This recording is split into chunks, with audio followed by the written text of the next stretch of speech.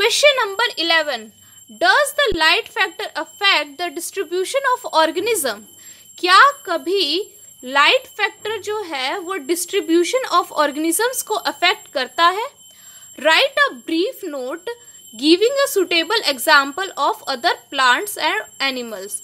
एक brief note दीजिए example देते हुए दूसरे प्लांट्स और एनिमल्स का.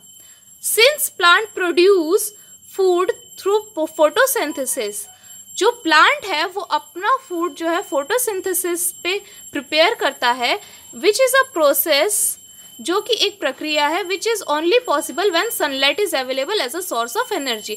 जैसा कि हम जानते हैं कि ये फोटोसिंथेसिस की ही डेफिनेशन है कि during the sunlight when the plants do their metabolic reaction to prepare their energy yielding carbohydrate in presence of different kinds of minerals and water is called photosynthesis.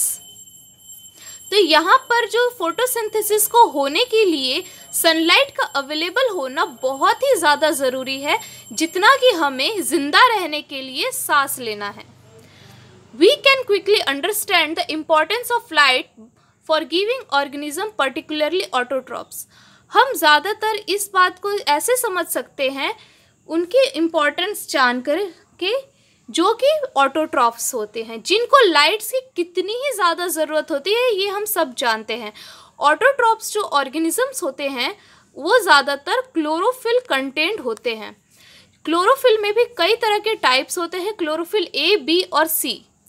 तो जो ऑटोट्रॉफ्स होते हैं उनमें जो chlorophyll नाम का जो कंटेंट होता है, जो कि उनकी लीव्स के ऊपरी सरफेस पे प्रेजेंट होता है, वो हेल्प करता है उनको सनलाइट ट्रैप करने में.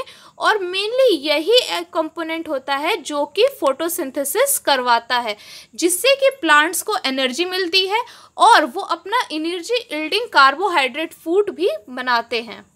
Many species of the small plants like herbs, shrubs, growing trees in forest are adapted to photosynthesis. बहुत से ऐसे प्लांट्स हैं, छोटे भी और कुछ मीडियम हाइट के भी, जो कि फॉरेस्ट में ग्रो करते हैं और वो वहाँ के लिए अडेप्टेड हो चुके हैं फोटोसिंथेसिस करने के लिए.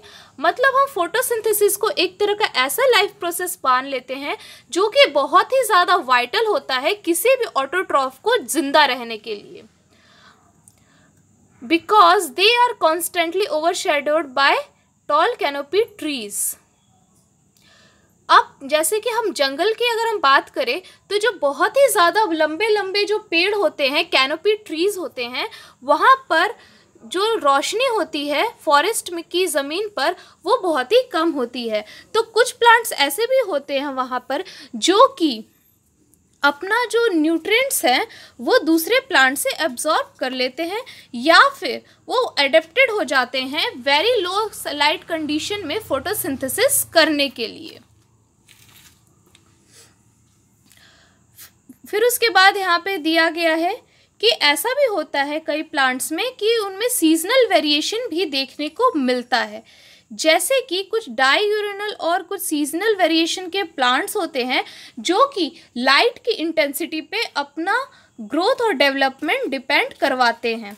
जैसे कि हम मान लें वर्नलाइजेशन बेसिकली होता है शेडो में, जहाँ पे लाइट की इंटेंसिटी जो होती है वो बहुत ही ज़्यादा कम होती है. फिर उसके बाद हम आते हैं कुछ माइग्रेटरी एक्टिविटीज़ पर.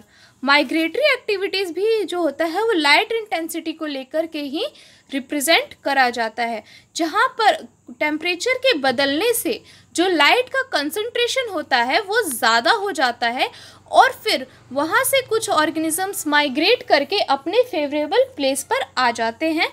तो इस तरह से जो लाइट है वो बहुत ही ज़्यादा वाइडली डिस्ट्रीब्यूशन ऑफ ऑर्गेनिजम्स को अफेक्ट करता है कि किस तरह से वो फोटोसिंथेसिस के लिए अफेक्टिव है और किस तरह से वो उन ऑर्गेनिजम्स के लिए अफेक्टेड है जहाँ का जो क्लाइमेट है वो ज़्यादा लाइट इंटेंसिटी को कंट्रोल नहीं कर पाता.